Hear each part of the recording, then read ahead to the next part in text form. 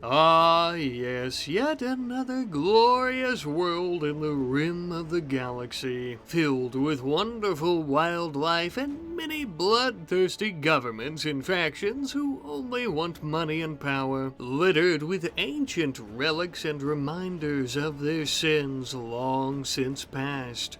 All they've ever known is war and death, and yet somehow, life not only finds a way to survive, but thrive in places like this. Some life on the planet is ancient, forgotten eons ago.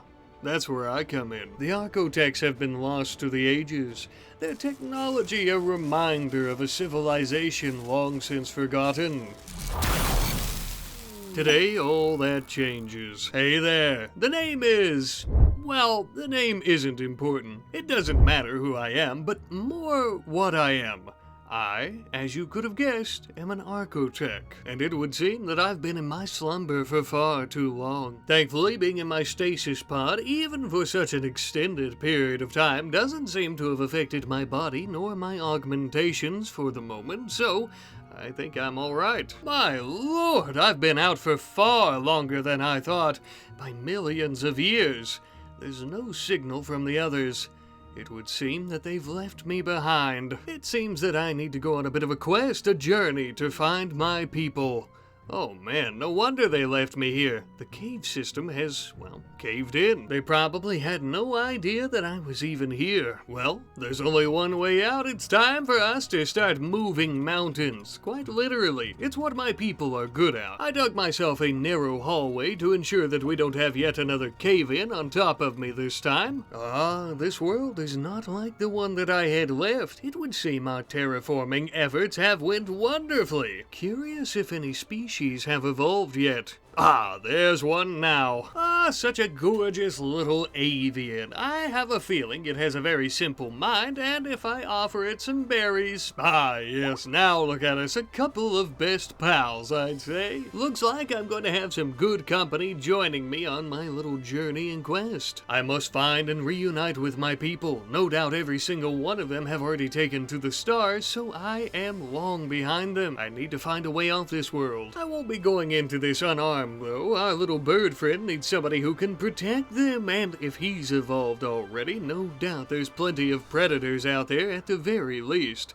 There might even be some sentient life. But first, how about a name, little fellow? Ah, Berry. I like it, because, well, you like berries. Yes. Oh, also you're a lady. That's pretty cool. We would finally set off on our journey, heading to the south. We could see what appeared to be some type of town in the distance. Maybe sentient life is here after all. Ah, as we continued our journey, I could see the scars of terraforming on these lands. Our efforts may have uglied up the planet a bit, but it looks like it was all worth it. No doubt when we arrive to this little town, its species will almost definitely try to worship me, but after I explain that their entire existence here is due to me and my people, surely they'll be willing to give me a ship. I've decided to make direct contact with these lesser life forms. It would seem improper to communicate with them via radio waves or anything. We don't know how advanced they are anyhow. As I approached, they seemed to have some automatic toaster ovens that were quite angry and aggressive, throwing pieces of metal at me, but I paid them no mind. Greetings, humans. Hello, Excuse, what the f*** are you doing? Well, perhaps some of you saw this coming, but the humans wouldn't worship me at all, and rather started attacking me, attempting to kill me for whatever reason. Fine then, you don't want to give up your ship voluntarily? I guess I'll just have to take it. Prepare your asses for a good spanking. Not to be the bearer of bad news, but these poor souls were only made in my image. They can't compare to the real deal, and neither can their weapons. It barely even put a scratch on my hardened skin. And their armor couldn't hold up against my weaponry of advanced firepower that melted them like chocolate in the hot summer sun. Oh, whoopsie daisy, almost missed one. There he is. Well, some good news and bad news. The good news is I killed all of the inhabitants here, and we can now claim this place for ourselves. But the bad news is there's no ship here. not at all. My word, such primitive methods of generating power. No wonder there's no ship here. These beasts are barely even evolved. I'd be shocked if they've even put a man on the moon yet. There's no ship, but at least there was plenty of food, and hey, Barry really seems to enjoy it, and if she's happy, I'm happy. Regardless though, I still have a lot of work to do, like deconstructing this entire place to give us scraps of plasteel and uranium. Thanks to these metallic resources, along with the fact that I brought plenty of Arco fragments from home before I left, we had just enough to build us a workshop, one that I could use to create proper, more advanced weapons and armor for myself. Sure, I might be basically indestructible, but I am defending my sweet little Blue Jay companion too on this journey. I have to be ready. I'm going to be creating for myself a gigantic exosuit of armor to make me stronger, faster. That's about it. But don't I look good in it, mama? It's a shame I didn't have enough to build myself some power armor. I could really do some damage against our enemies then, but this'll have to suffice for now. Alright, Barry, it's time for you to start pulling your weight, little lass. We need to find a way off this planet. Any ideas? Son of a bitch, Barry. A ship to the stars isn't just gonna fall into our lap. Oh. Okay. Apparently it will. Apparently an AI from my past going by the name of Charlene Whitestone. Yes, of course. I remember you. Now just get me off this planet. Well, now we have a ship, but the issue is going to be getting there, as it's basically on the other side of the planet. A very far distance, even for an advanced race like myself to have to walk. As we were planning out our journey, the Outlanders ritualized light emitter they called a television told tale of an imperial government of the planet. Perhaps they'll be more sympathetic to my plight. Well, initial attempts to make contact went nowhere. They wouldn't even let me in the city. But I wasn't about to take a no for an answer. These rotten, no-good bastards mining out the mountains that I helped create and to put resources in? Well, on second thought, I suppose that was a bad idea on my part, but nevertheless, they are defacing this beautiful planet. Such primitive little creatures and their mining outpost. Although I do wonder if we could use this to our advantage. Since they're moving so many minerals, some of these shuttles could come in handy for us. We do have an awful lot of distance to cover after all. Ah, that's it, I'm taking one. But first we'll need to deal with the Imperials and their oversized toaster ovens. Thanks to my new exosuit, we should be able to clear them out in half the time. Oh, we are setting records today.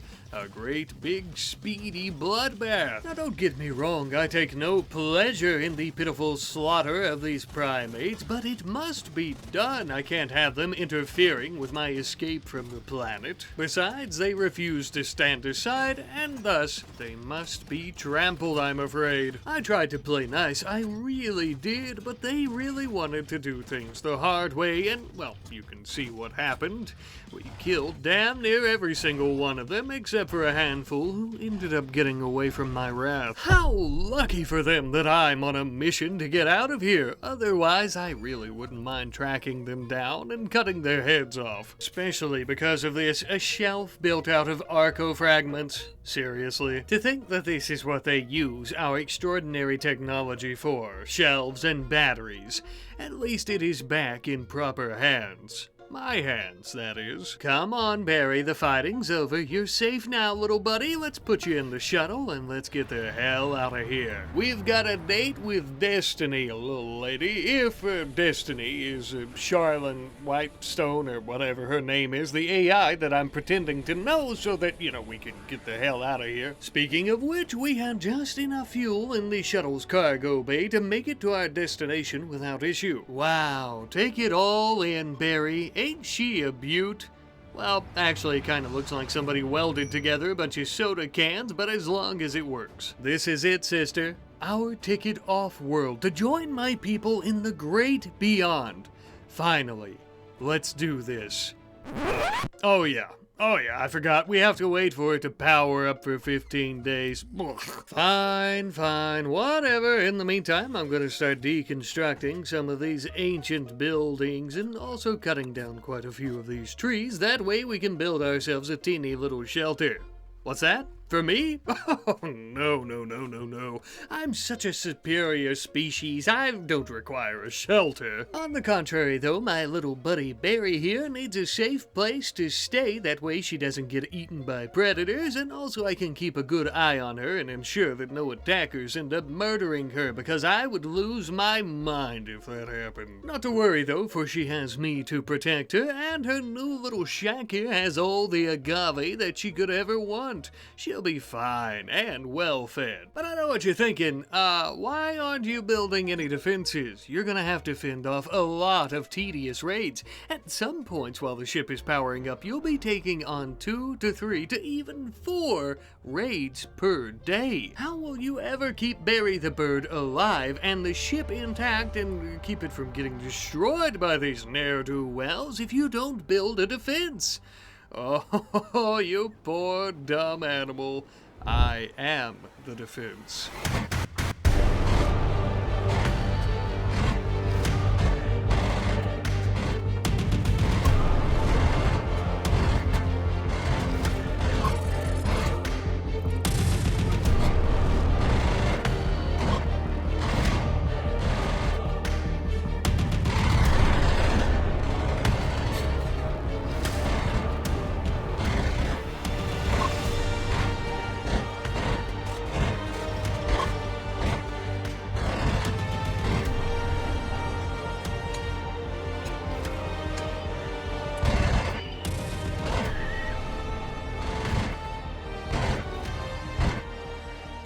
As you could see, things were going swimmingly, but with sheer numbers alone, the Neanderthals would come in from several different directions, and they, surprisingly, were the ones to actually get a few hits in on the ship, destroying a cryosleep casket. Nothing I'm really worried about. However, this did make me think that I need a weapon with a much longer range, and perhaps even a bit more power to it, to hit enemies from farther, so this doesn't happen anymore. This is the Devastator. One shot from this slug thrower should end any organic creature with ease, penetrating even the armors that my species could create. Needless to say, it's a bit overkill, but if for some reason things really go south, we have a terror pulsar, a special tool that will help us later, but just think if we pushed a button and then everybody in the area's minds were corrupted and caused them to flee.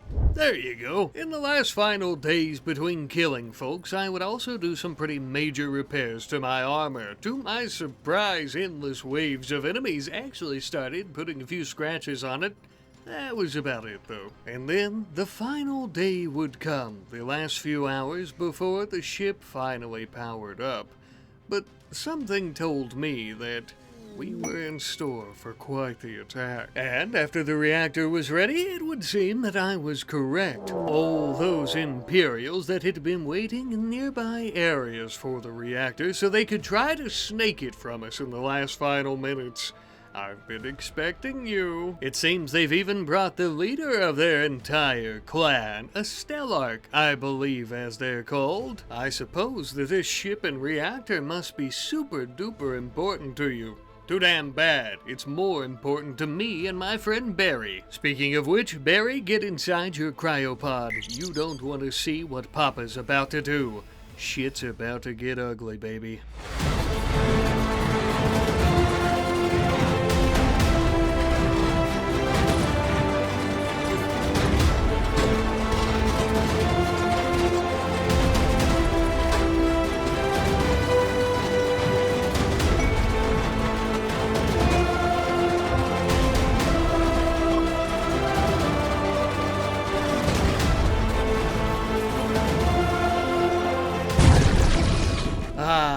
That sure was fun. I'm gonna level with you though. I'm not sure if the terror pulsar scared them all away or the fact that I single-handedly killed half of their entire fighting force. You know what? At the end of the day, I don't think that it really matters. How about you, Imperials? Oh, what's the matter? Cat got you a tongue?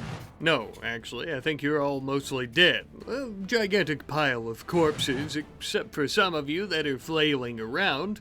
It looks like my new weapon is quite efficient. We easily won the battle, of course, but the ship wasn't quite as lucky as we were, sustaining some pretty heavy damage. Now, the most important part, that being Barry's cryo-sleep casket, was still intact, thank God. Phew, if I had lost him, I probably would have had to have conquered the entire planet and enslaved the humans that live here and built my own empire dedicated to Barry the bird and building giant shrines out of gold and obsidian to him as I suppressed and oppressed the people.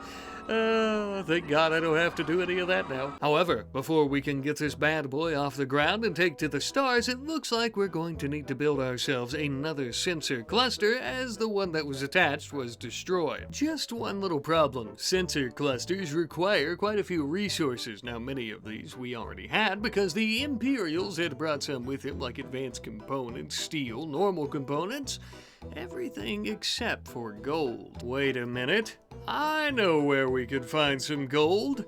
The Stellark, God rest her soul, has a little bit on top her head. Well, don't mind if I do. It would seem that this attack from the Empire was not a roadblock. Well, it kinda was, but it was actually a bridge to get us back on track. After we smelt down her crown and build our sensors. There we go. Alright, without further ado, let's get the hell out of here. We have a much larger journey to embark on, for this is not the end, but simply a new beginning. See you later.